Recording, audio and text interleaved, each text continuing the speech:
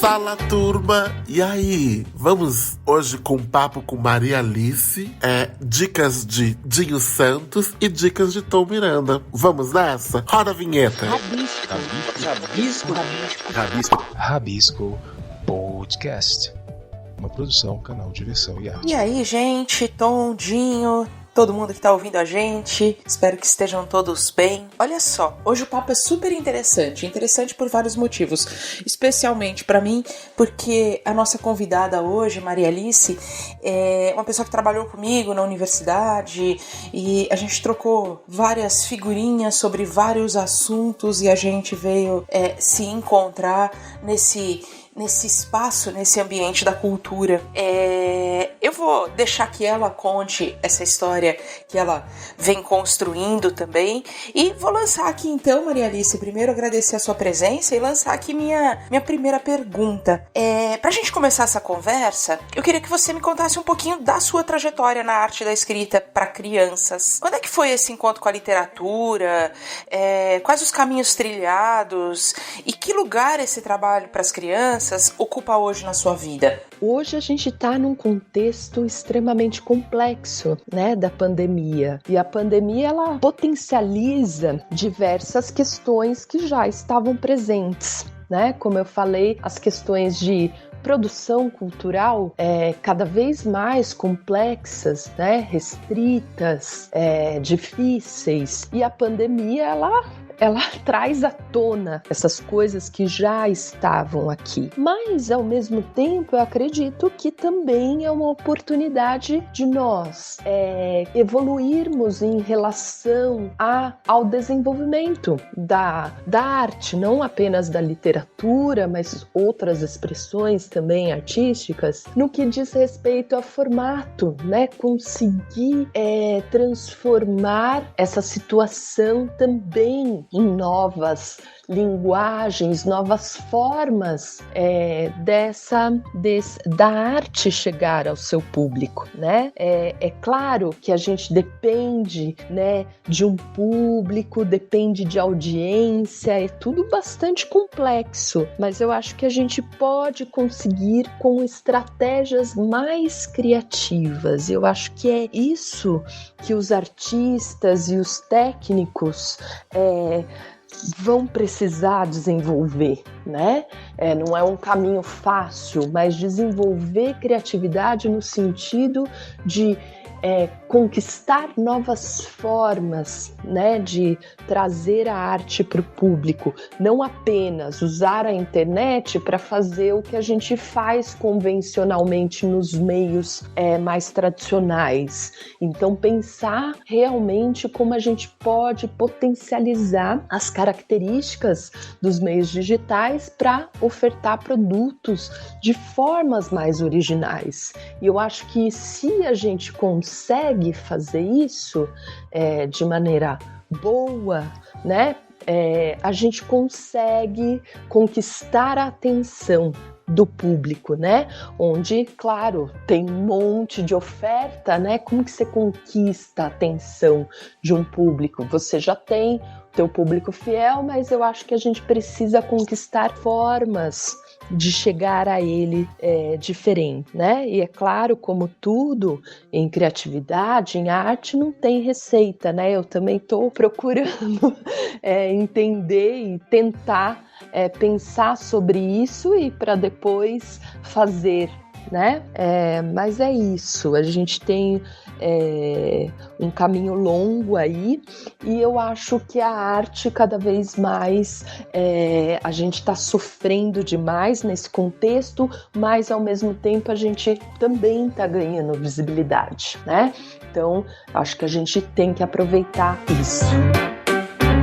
Muito bom. Agora eu queria que você me contasse um pouquinho a partir do teu olhar, né? Como é que você vê essa situação da arte no contexto da pandemia? Do que a arte, os artistas, os técnicos precisam para que a arte continue viva e pulsando, né? A arte certamente contribui para a formação de uma criança, né? Para a formação de uma pessoa, né? E essa formação Eu acredito, como educadora, quando a gente olha, né, para as questões mais complexas do universo educacional, a gente vê que é na primeira infância onde se forma realmente a base do conhecimento todo de uma criança, né? Seja ela cultural, seja ela mais formal de educação mesmo. Se uma criança até 10 anos tem deficiências em relação à escrita, leitura e conceitos básicos de matemática, é muito difícil que ela consiga superar isso depois, né? Lá na idade adulta. Em relação à cultura também, né?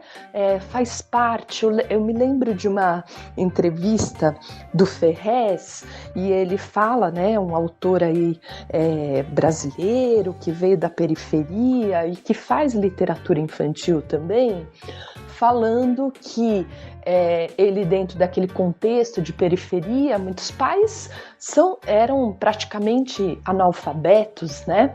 E aí ele falando, cara, pelo menos finge que você está lendo um livro, né?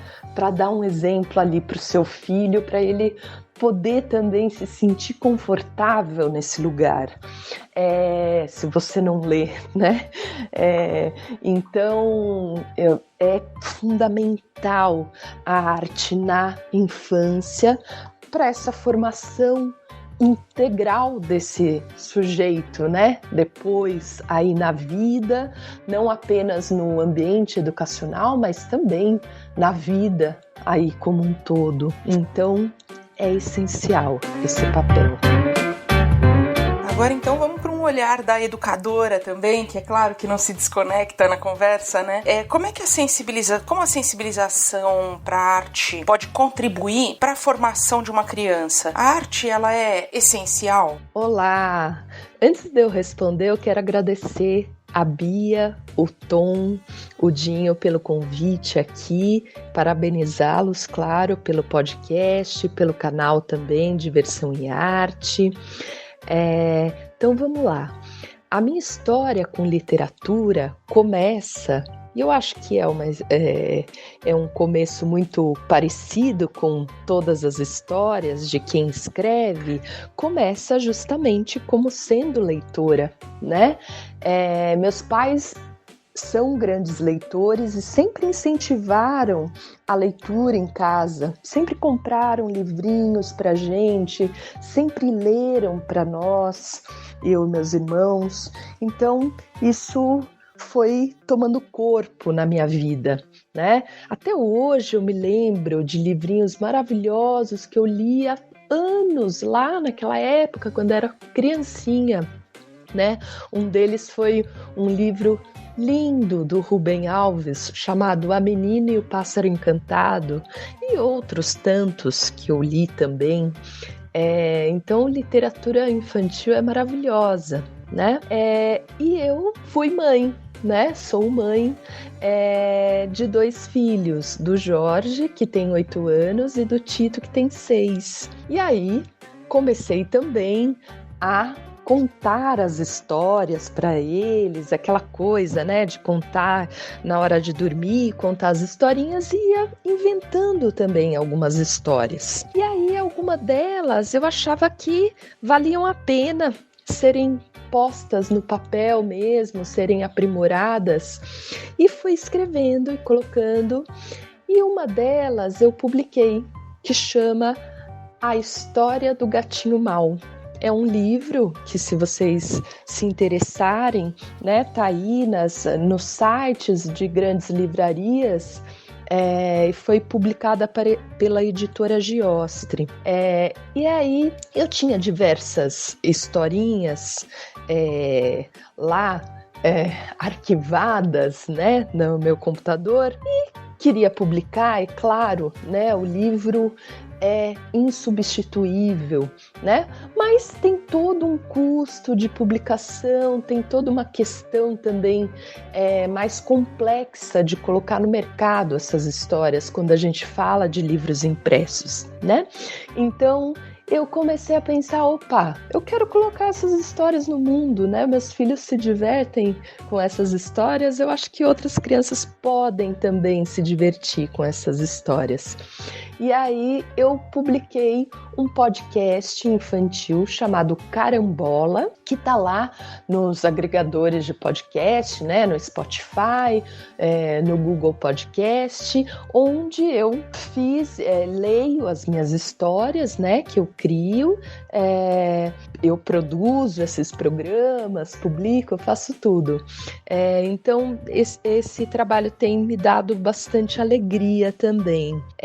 Então a literatura hoje ocupa esse espaço na minha vida, né? Um espaço onde eu posso exercer minha capacidade de criação e fazer o que eu acho que eu faço bem, né? Então eu tô aqui nessa caminhada hoje. E o que a arte oferece para as pessoas, Maria Alice? Para mim, a arte oferece às pessoas um espaço de diversão, um espaço de reflexão, um espaço de assombro, um espaço de descobertas incríveis, um espaço de deleite, um espaço de prazer, né? A arte ocupa esse espaço. Acho sempre que a arte não deve ser panfletária, mas é claro, ela pode e muitas vezes deve falar sobre o mundo, né? Quando ela fala sobre o mundo, ela fala sobre coisas que estão ao nosso redor, que são críticas, né? E passíveis aí da gente trazer como um espaço de embate, de politização, né? Mas ela não deve ser, a meu ver, panfletária, mas ela deve sim, se ela falar da realidade, ela vai falar do nosso contexto, né? E ela vai levar a uma reflexão.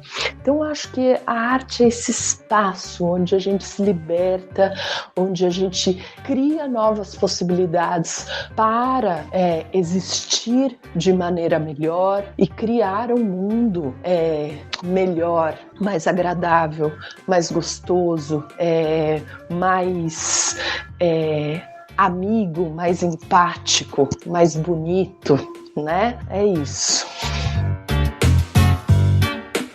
Bom, uma delícia de conversa, a gente passear por esse universo desse lugar de pensar, de produzir arte, literatura como um campo, né, da cultura, desse espaço, desse diálogo artístico, é muito gostoso. E eu vou terminar essa conversa agradecendo muito a sua presença aqui, muito legal a nossa conversa, e também já aproveitando para puxar a deixa para minha dica cultão, já que estou falando de criança, já que estou falando com Maria Alice, deixo para vocês a indicação do próprio podcast da Maria Alice. Maria Alice tem um podcast, você encontra aí na plataformas de streaming, no Spotify, e dá uma olhada aí, dá uma procurada onde você prefere consumi-lo, e é o podcast Carambola. Senta aí com o seu filhote, com o seu sobrinho, com a criança da sua vida,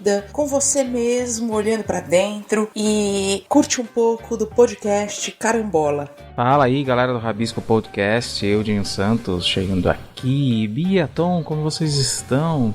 Então, o tema hoje é infantis, programação infantil. Olha só, isso me fez lembrar de uma época, alguns anos atrás, pouquíssimos, tá? Lá na primeira versão de Chiquititas, com a Fernanda Souza e outra galerinha. E eu participei dessa correria lá atrás, nos anos 95, 97, por ali. Eu lembro de filas imensas de crianças e pais para fazer teste para a novela. E eu tava naquele meio, eu fui através de uma agência, fiz teste e acabei compondo o elenco de apoio em algumas cenas. Fiz o curso preparatório com o Beto Silveira. Foi muito bacana, nossa, que memória boa. voltar nesse tempo em que eu era criança, que tudo tinha uma dimensão diferente, era um mundo muito mais fantástico. E a criança tem essa coisa legal de tudo ser mais fantástico, ter mais brilhos, é tudo muito mais festa e tudo mais engraçado. Hoje pensar naquelas filas imensas que dobravam esquinas de crianças para fazer teste com seus sonhos, suas vontades, às vezes até vontade dos pais delas participarem. Eu não tive essa sorte dos meus pais quererem eu estar naquela fila, mas eu fui mesmo assim. E nessa vertente a gente tem um programa que eu quero até indicar aqui na minha indicação, que é o programa com o Alessandro Marba, o Rolezinho Bom. A gente visitou 2 espetáculos para esse programa e tá lá no nosso canal diversãoearte.com.br, pode pesquisar lá, é Rolezinho com o Alessandro Marba. A gente visitou um espetáculo em especial, que eu quero que vocês vejam os bastidores desse espetáculo, que é Carmen Miranda. Ele foi feito para o público infantil, mas acho que ele encanta mais os adultos, porque o espetáculo é maravilhoso. E confere nesses bastidores só para você compreender o que eu tô falando sobre esse espetáculo em especial, que é do Carmen Miranda. Eu gosto pra caramba. E a atriz, a Amanda Acosta, era do Trem da Alegria, ou Balão Mágico, se não me engano agora. Então é super bacana, tem um revival muito bom nesse espetáculo, que você pode conferir lá nos bastidores do programa Rolezinho com Alessandro Marba. E falando em infantil também, tá rolando As Aventuras de Poliana. Parece que eles retornaram às gravações e agora vai para a segunda temporada dessa novela, que já tem aí quase 2 anos de carreira. Nós falamos com o Ivan Parente, que faz um personagem nessa novela, numa live no Instagram. Foi super bacana, ele contou como foi essa experiência. O SBT é quem traz sempre essas experiências de novelas infantis. É engraçado, eu não vejo tanto essa vertente em outras emissoras como no SBT. Eu acho que vale uns parabéns e vale conferida, dá uma conferida aí de grandes nomes que surgiram no SBT através dessas novelas infantis. O caso da Fernanda Souza com Chiquititas e tantas outras por aí. Então fica essa minha dica, confere lá o programa Rolezinho no canal diversãoearte.com.br e nos falamos semana que vem e vamos brincar, vamos festejar. Quem gosta de Sandy Júnior no Globoplay também é bacana. Então aquele abraço, até semana que vem. Oi, galera do Rabisco Podcast. Oi, Bia. Oi, Dinho. Que delícia de papo com a Maria Alice, hein, Bia? Bom, inspirado aí nesse seu papo sobre o universo infanto-juvenil, a minha dica de hoje tem tudo a ver com a garotada que está sedenta por novidades. Estreia nesse sábado, 29 de agosto, às 10 horas da manhã, lá no YouTube, a animação musical chamada Hora do Black, que conta a saga do cotidiano do personagem Black e sua companheira Yaya. Personagens que recebem as vozes dos seus idealizadores, o casal de atores Davi Júnior e Yasmin Garcês. O casal ele criou uma animação com personagens multiétnicos com protagonismo preto. Na Hora do Black tem diversão e educação andam de mãos dadas. Os clipes têm seus temas inspirados nos 17 Objetivos de Desenvolvimento Sustentáveis, a ODS, criados pela ONU. Estes são os temas humanitários que devem servir como prioridade em todos os países até 2030. Olha que legal! É sustentabilidade e alegria em forma de música. A animação musical está imperdível e é para toda a família. Então ouve só o convite do Black. Oi galera, eu sou o Black e agora eu sou o Black Power. Aqui no canal viveremos várias aventuras. Se inscreve! Hora do Black!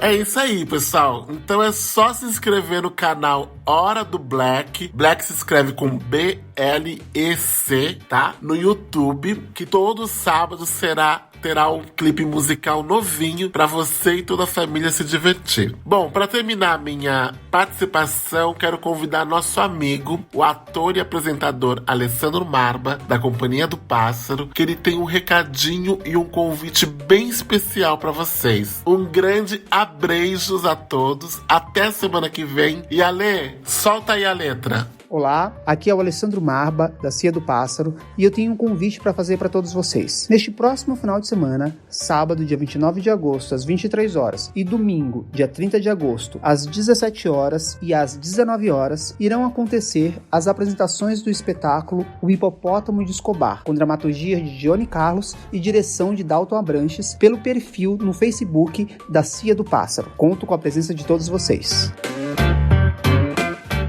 Você ouviu o Rabisco Podcast do canal Diversão e Arte. Nosso programa vai ao ar às sextas-feiras e você o encontra nas principais plataformas de áudio streaming e podcast como a Anchor, Spotify, Deezer, Google Podcast, Apple Podcast e muitos outros. Você encontra todo o nosso conteúdo com os programas, artigos, notícias, críticas, crônicas e tudo mais do universo da arte e cultura no nosso portal canaldiversãoearte.com.br. Inclusive lá você encontra todos os caminhos para nos achar nas redes sociais. O Rabisco Podcast tem apresentação e roteiro de Tom Miranda, Bia Ramstaller e Dinho Santos. Edição de Fred Cunha. Colaboração de Thaís Britor e Vitor Luz. Coprodução, produtora WB. Produção e realização, Canal Diversão e Arte. Canal Diversão e Arte, a sua identidade digital brasileira. Você interessado em cultura, arte, diversão? Ouça o podcast Rabisco, do canal Diversão e Arte.